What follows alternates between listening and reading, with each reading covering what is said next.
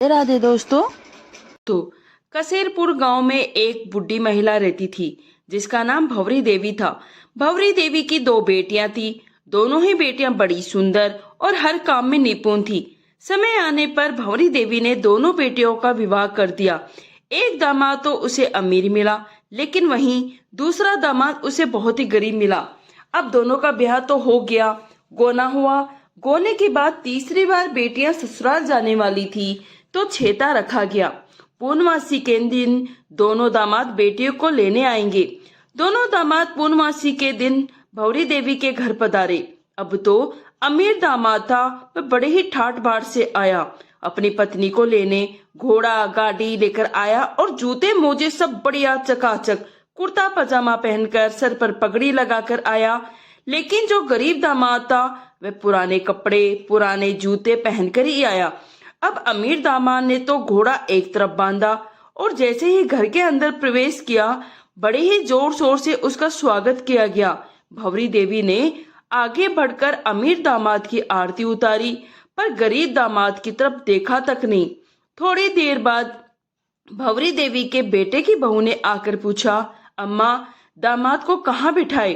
तो भंवरी देवी ने कहा, जो अमीर दामाद है उनको अंदर बुला लो और अच्छे से चौकी बिछाकर उस पर बिठा दो, और जो गरीब दामाद है बाहर के घर पे चारपाई जो पड़ी है बोल उधर ही बैठ जाएंगे। अब बहू को तो अच्छा नहीं लग रहा था, पर करती क्या, पुराने जमाने में सास ननद का डर बड़ा ही सताता था। बहू ने ऐसा ही किया जैसा कि उसकी सास ने कहा। अमीर दामाद को तो अंदर बुला लिया और बड़ी सुंदर सी चौकी पर बिठाया, और जो गरीब दामाद था उसको बाहर चारपाई पर ही बिठा दिया। दोनों दामाद को जलपान कराने के बाद बहू ने फिर अपनी सास से पूछा, अम्मा, दोनों दामाद के लिए भोजन में क्या बनाऊं? तो उसकी सास ने कहा, अरे, जो अमीर दामाद है ना उसके लिए हलवा पूरी कचौरी रायता खीर ये सब बना दो, और जो गरीब दामाद बैठा हुआ है उसके लिए बाहर ही मूंग की दाल और चपाती बनाकर परोस दो। बहू फिर से बोली, अम्मा, ये तो ठीक नहीं लग रहा है।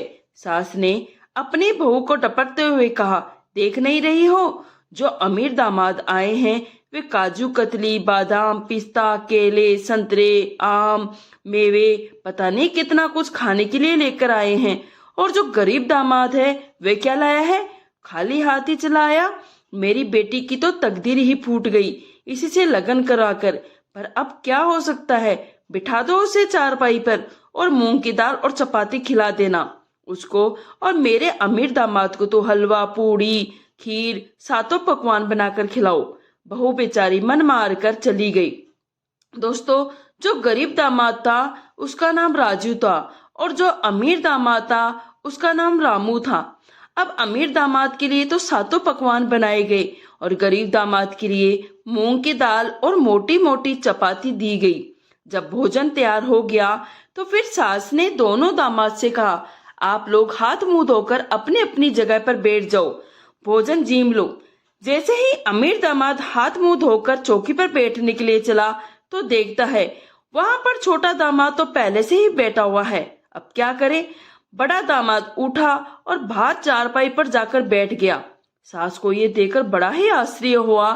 अब वह सोची, छोटे दामाद को कैसे बोले तुम बाहर जाकर बैठो, आखिर है तो वो भी दामाद ही, गरीब हुआ तो क्या हुआ।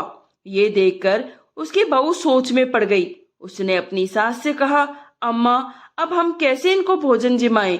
इनके सामने से लेकर जाकर अमीर दामाद को कैसे हलवा पूड़ी खिला सकते हैं? अच्छा नहीं लगता। इनको हम दाल रोटी खिलाएं और इन्हीं के सामने ले जाकर अमीर दामाद को सातों पकवान खिलाए।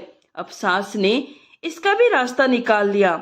उसने अपनी बहू से कहा, बहू, मैं बाहर चली जाती हूँ और दीवार के पास खड़ी हो जाऊंगी। तुम चौके के ऊपर से दीवार से भोजन नीचे लटका देना, वहीं दीवार के सहारे खड़ी रहूंगी और वहीं से भोजन ले लूंगी। दोनों सलाह मशवरा करके भोजन दीवार के पास पहुंचा दी। अब अमीर दामाद जब भोजन जीमने बैठा तो उसकी सास पंखा लेकर बैठ गई और पूछी, क्या चल रहा है दामाद जी, सब ठीक ठाक तो है? उसका दामाद बोला, पूछो ही मत अम्मा, फसल तो इतनी अच्छी हुई है, अनाज से हमारा घर भरते ना भर भरते भरते न जाने कितने मन फसल हमने बेच दी। और तो और अम्मा, हमारे घर में एक ऐसी भैंस है जो इतना दूध देती है, इतना दूध देती है, आपकी कसम अम्मा, घर के सारे बर्तन भर जाते हैं, फिर भी वह दूध देती ही रहती है। क्या करें अम्मा, पाइप लगाकर गांव के तालाब को भर दिया और दूध से और पूरे गांव में रुपया पाव दूध बेच रहे हैं, फिर भी दूध कम नहीं पड़ रहा। अब उसकी सास आश्चर्य से आंखें फाड़ फाड़ कर उसकी बातें सुन रही थी। थोड़ी देर बाद उसका दामाद बोला, अम्मा, आपकी बेटी को कोई कष्ट ना होगा, आपकी बेटी रानी बनकर रहेगी मेरे घर में। ये सुनकर सास बड़ी ही प्रसन्न हुई। थोड़ी देर बाद बहू ने हाथ से इशारा करके सास को बुलाया और कहा, अम्मा, गरीब ही सही, ये भी तो आपके दामाद हैं, जाओ थोड़ी देर इनसे भी बात कर लो। अब सास ना चाहते हुए भी अपनी बहू की बात मानकर अपने गरीब दामाद यानी कि छोटे दामाद के पास पहुंच गई। छोटे दामाद के पास बैठकर उसे बातें करते हुए बोली, सुनाओ दामाद जी, कैसी चल रही है, फसल वसल तो ठीक हुई है ना? इतना कहकर सास पंख हिलाने लगी। पंखा तो केवल नाम के लिए हिला रही थी। अपनी सास का बुरा सा मुंह बना देखकर छोटे दामाद ने हंसते हुए कहा, अम्मा, हमारी तो अच्छी कट रही है, फसल वसल भी खूब बढ़िया हुई, ससुर की फसल तो ऐसी हुई है क्या कहना। माई, इतनी तगड़ी फसल हुई है कि हाथ मारे हाथ ना दिखे। तुम तो जानती ही हो, बेले वाले खेतों को बेले वाले खेत में सरसों की फसल लगाई थी। अब सासू माँ बोली, मैं क्या जानू कौन से बेले वाले खेत। इस पर छोटे दामाद ने गरजते हुए कहा, अरे आप नहीं गई तो क्या हुआ, मेरे ससुर जी तो गए हैं वहां, ना अपने पति से ही पूछ लेना। हमारे बेले वाले खेत के लिए उसी में हुई है सरसों की खेती। पता है अम्मा, फसल काटने के लिए क्या जुगत लगाई।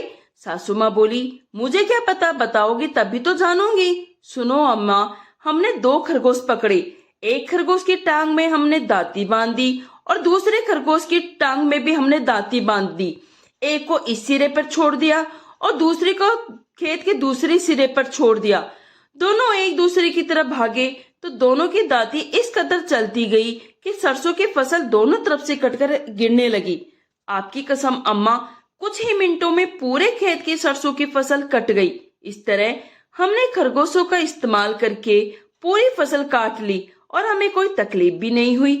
अब तो सासू माँ की आंखें आश्चर्य से और बड़ी हो गई। वो बड़े ही आश्चर्य से अपने दामाद की बातें सुन रही थी।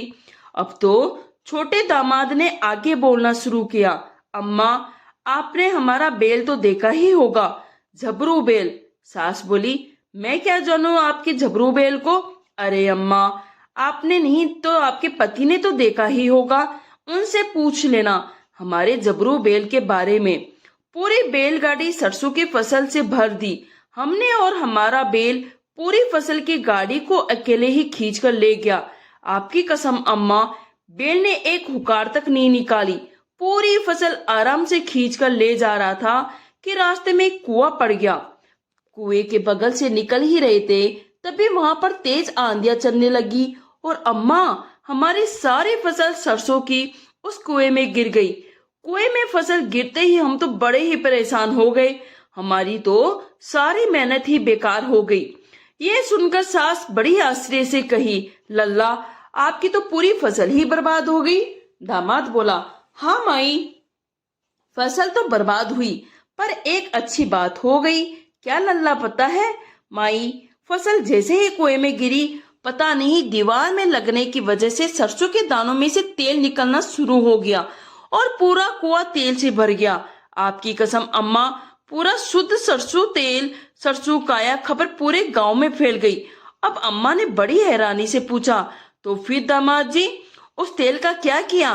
क्या करते माई, हमने वहीं एक झोपड़ी डाली और पूरे गांव में पहुंचा दी खबर कि भैया रुपया पाओ तेल मिल रहा है, अपने अपने घर से बर्तन लाओ और तेल ले जाओ। पूरे गांव वाले को इतना तेल बेचा है अम्मा, फिर भी तेल कम नहीं हो रहा है।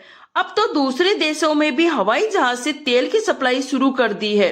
आपकी कसम अम्मा, आपकी बेटी को रानी बनाकर रखूंगा, किसी चीज की कमी ना होने दूंगा। अब तो बुढ़िया ने जैसे ही ये बात सुनी, पता नहीं कहां से उसके हाथों में जान आ गई और उसके हाथों में जो पंखा था वह तेजी तेजी से घूमने लगा। बड़े अच्छे से अपने दामाद की हवा करने लगी और बड़े प्यार से पूछने लगी, दामाद जी शाम को खाने में क्या खाओगे, मुझे बताओ, क्या खीर बनवा दूं? अब छोटा दामाद मंद मंद मुस्कुराने लगा। देखो तो इस बुढ़िया को, अभी तो मुझे मूंग की दाल से रोटी खिला रही थी और जैसे ही मेरे तेल के कुएं का पता चला कैसे खाने के लिए पूछ रही है, शाम को क्या खाओगे? बाहर बेटा बड़ा दामाद ये सब सुन रहा था। अब उससे बात बर्दाश्त ना हुई। अब तक तो उसकी आवभगत हो रही थी, अब उसी से कोई पूछ भी नहीं रहा था। अब तो उसकी आवभगत होने लगी। थोड़ी देर बाद तो मेरी तरफ कोई देखेगा भी नहीं, ऐसा उसने सोचा। अब छोटे दामाद को तो लोग पूछ रहे थे, उसे तो बड़ा मजा आ रहा था कि अब उसकी पूछ हो रही है। लेकिन बड़े दामाद को यह बात बर्दाश्त नहीं हो रही थी। उसने वहीं बैठे बैठे जोर से कहा, अरे रहने दो भाई, इतनी गप्पे हाँकना अच्छी बात नहीं। सरसों से भी इस तरह तेल निकलता होगा और तेल के कुएं भरते होंगे। उधर से छोटे दामाद ने भी कड़कते हुए जवाब दिया, अरे तू मुझसे आओ भगत में तो जीत गया, खाने में भी जीत गया, पर गप्पों में नहीं जीत सकता। गप्पों में तो मैं तुमसे भी बड़ा गप्पी हूँ, गप्पों में तुम्हें जीतने नहीं दूंगा। देख लो बेटा, थोड़ी ही देर में मैंने तेरे दूध के इतने बड़े तालाब से बड़ा तेल का कुआं बना दिया। अब उसकी सास को समझ में आ गया कि दोनों दामाद गप्पी है और एक से बढ़कर एक गप्पे हाँक रहे हैं। अब सब सारे घर वालों को जैसे ही ये बात पता चली, सब जोर से हंसने लगे और उसकी सास का मुंह तो देखने लायक था। अब शाम के भोजन में दोनों दामाद को एक जैसा भोजन करवाया गया। तो दोस्तों कहानी यहीं समाप्त होती है। आपको ये कहानी कैसी लगी कमेंट करके जरूर बताएं। अगर आपको मेरी कहानी जरा सी भी पसंद आती है तो प्लीज उसे लाइक कीजिए। अगर आप मेरे चैनल पर नए हैं तो प्लीज चैनल को सब्सक्राइब कीजिए। धन्यवाद दोस्तों कहानी सुनने के लिए।